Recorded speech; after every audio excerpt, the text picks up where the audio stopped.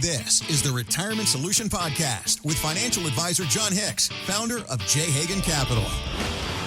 Can you retire this year? This year, I guess. Can you retire this year still? Well, maybe the question. It depends on the way the wind is blowing, the amount of tariffs we're discussing, how beautiful my hair is today. Wow. We don't really know what's going to happen. We don't know what's going to happen. Sure don't. I mean, what I would say, but it's interesting. Yeah. Regardless of what happens with the current POTUS and things like that, there's going to be ups and downs for the next 25, 30, 40, 50 years, however long we're left on this planet. There it is. And my guess is most people can still retire when they want, if they plan right. And that's what you're here to help us figure out, Mr. Financial Advisor, Jon Hicks, founder of J. Hagan Capital. I'm Heather Branch, here to ask Jon for his ideas about one question in particular that a lot of people might be wondering. It is estimated that over 4 million Americans are going to hit age 65 this year in 2025. A lot of folks, I know. Obviously, with that comes a wave of folks that want to retire. Of course. So the question a lot of people have, particularly after the volatility we've seen, is can I retire, or can I still retire, as I was saying, this year? What, and you're saying 20, 30, 40, 50 years, all forever into the future, it should be regardless of what the market's doing, you should be able to retire. So the question then for you is, okay, what do we need to have figured out before we can answer that question? My whole feeling is that people can probably retire earlier than they think. Okay. But really, there's 4 main things, right? So number one, and more important than the amount of money, is are we ready to retire? What are we going to do mentally? What are we going to do emotionally? Because the 2 biggest things that happen to a lot of us is we lose a sense of identity. Yeah. If we don't have that job anymore, if you were the CPA in your firm and all of a sudden you're like, man, I'm going to hang it up one day. And now you're no longer the CPA or controller for that firm. What are you then? Are you just Dan that doesn't hang out at the water cooler anymore? Are you prepared for what you're going to do next? A lot of people focus on retiring from this job or retiring from this occupation or retiring from this terrible company I'm working at, as opposed to thinking, what am I retiring to? Yeah. What am I going to be doing? I can only play so much golf, plus my rotator cuff hurts. I don't know if I want to go through surgery, right? Yeah. So the biggest thing we have to understand, and this is, to me, in my opinion, the biggest one about can we retire this year or tomorrow? Are you ready for it? Okay. What are you going to do with your time? Are you ready for it emotionally, mentally? Emotionally, it's an emotional thing. Like for men especially, it's a sense of identity, and then where's our social network going to be? Women are just really a lot better at that than guys. Guys are like, I'm going to go fishing and play golf every day. And they can't. They don't want to. They're like, man, this is getting boring. Yeah. I'm terrible at golf. I realized now that I play every day instead of once a month. I knew it before, but I don't need to rub in my face every day. I'm really bad. I really hate it. Mark Twain was right. Golf is just a good walk spoiled. So, it goes that way, So anyway, so that's number one, emotional. Be emotionally ready. The second thing is the bucket of money, right? It is, have you saved enough? What we really need to know is where's that income going to come from for you to stay retired? Anyone can retire tomorrow. Right. The question is, do you have enough money to keep you retired? Or do you have to go back and get another paycheck because we didn't save well enough, right? So, whether it's Social Security or you have Airbnbs or you got $2 million saved or you're going to work a little part-time or you're, whatever you're going to do, you have to have a big enough pile of money, right? And so some people use the 4% rule. Yep. I think that, to me, in my opinion, I don't think the 4% rule is a very good rule. Okay. But having said that, if you basically just use that, I think it's fine as a benchmark, right? So if you've saved $2 million and you can pull 4% off of that, that's about $80,000 a year. So $80,000 a year plus whatever you get from Social Security, let's say $30,000, $110,000. Can you live off of $110,000 a year before taxes? Right? Right. So if you can, that's important. Now, this is what most people focus on first. Emotion's really the big one. But yeah, you have to have enough money, right? Okay. Because it lets you do one of a couple things. It's like, well, maybe I'm 2 years away from that. I can put some more money away, or I can shave off some debt, right?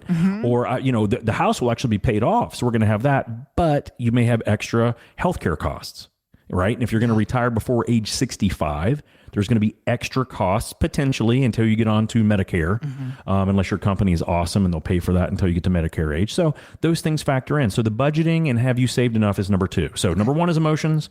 Number 2 is do you have a big enough pile of cash? Number 3, right? This is a big one. Can you handle your bank accounts maybe depleting over time as opposed to growing? The going down this feeling, is a big one, man. This is so Dalbar is a company who puts out this report every year. And basically it talks about how well does the average investor do? Do they do real well? Do they beat the market? You know, do they fail miserably? What they found out is most people don't do very well when they have a bias. And unfortunately, if we've been working, put our money away, saving that 401k, maybe even getting a match, generally, because we're not using that money, we're seeing it increase over time. You know, maybe not every month if the market goes down or whatever, but over time, we generally see that big old pile of money growing and growing and growing. And something happens. It's like a switches to the wrong way, or the wires get crossed and we start to smell something burning. Yeah.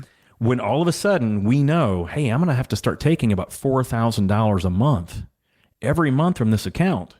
And you realize if we've had a couple months like we have here recently, wow, my money's not growing anymore. As a matter of fact, I've got less money. Not only the $4,000 I was pulling out, but I got some market losses in there too. And for some people who have not prepared themselves for that, or they don't have the right type of asset allocation, they don't have the right plan, that can make them do really dumb stuff. And I watch these people, I say these people, any of us, this can happen to any of us if we don't have the right plan.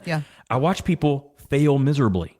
They absolutely try to time the market. They start looking for more sophisticated investment plans when frankly, the ones that work the best are really simple. The money that you can afford to risk, take a little bit of risk with it if you're comfortable. But the money that you can't afford to lose, you shouldn't really risk much of that at all. Very, very minimal risk with the money that you need to send you income, right? People haven't prepared themselves for this. So that idea of we may start seeing depletions makes people blow up. Even if they could retire, they won't be successful at it because they're thinking in the different paradigm, right? That's the third one. Emotions first. Do you have a big enough pile of money? Are you prepared for what it's going to look like, which is depletion, actually using that money you've saved? And here's the fourth one. Have you talked this over with your significant other, your spouse, your wife, your husband? Should that not be the first? Should this not be the first one? See, it's the most important. I don't think it's the first one. We saved it for last? Most people. But it is probably the most important.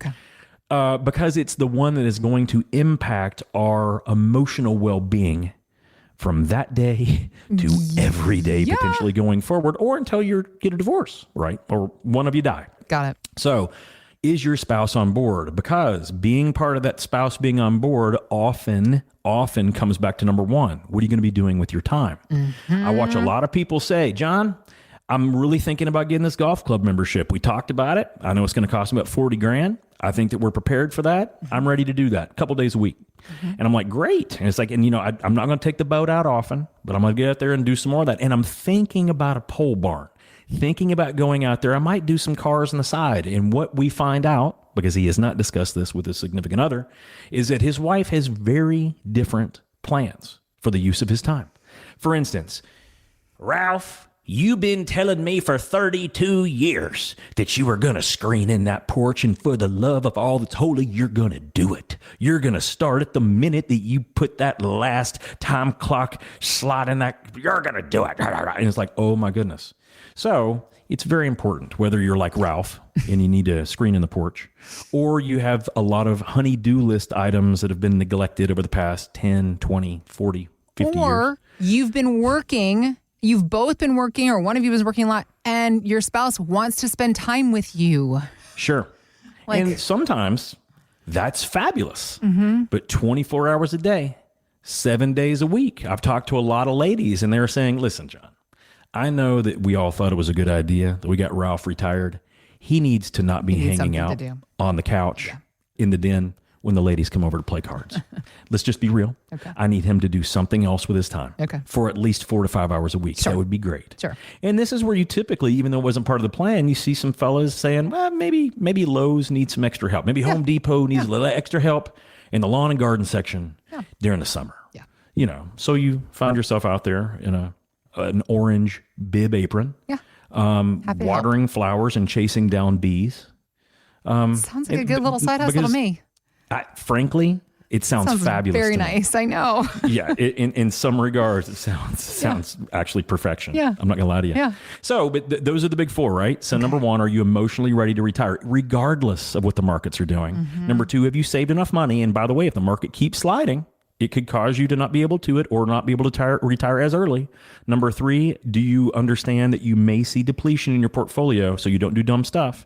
And number four, have you spoken to your spouse really about what you're going to do with your time? Not about the money part, but what you're going to do with your time. If you get those four things in gear, guys, you can probably retire when you want. It just depends on, do you want to retire now? Do you want to wait it out? Do you really like your job? You just looking for something different to do? Those are different questions. Understanding what you need to have checked off on the list of things to do before you hit that retire button is all part of the planning process that goes into the plans they build at J. Hagan Capital. It's just, as Jon, you said it several times in this conversation, it's so much bigger than just the money. It's such an emotional process, and there's a lot more that goes into it. Good news is you don't have to figure out these things by yourself. At J. Hagan Capital, they help folks retire every single day. So they are well-versed on the many different conversations that come into the fold when it comes to planning for retirement, and they can help you through the process as well. So visit us at retirementsolutionshow.com. We also have links posted in the show notes. Just click there to start the conversation with Jon and his team at J. Hagan Capital, or again, it's retirementsolutionshow.com. Thanks for listening to the Retirement Solution Podcast with Jon Hicks. Begin the conversation about your savings plan with Jon and the team at J. Hagan Capital by visiting retirementsolutionradio.com. Be sure to listen to Jon's radio show, The Retirement Solution, Saturdays at 8 a.m. and Sundays at 9 a.m. on News Radio 840 WHAS. J. Hagan Capital Incorporated is not licensed in all 50 states. To find out if J. Hagan Capital Incorporated is licensed in your state, please call 502-690-5635. J. Hagan Capital Incorporated is not affiliated with nor endorsed by the Social Security Administration or any other government agency and does not provide legal or tax advice. By contacting us, you may be provided with information about insurance and annuity products offered through J. Hagan Capital, LLC, NPN number 188279094.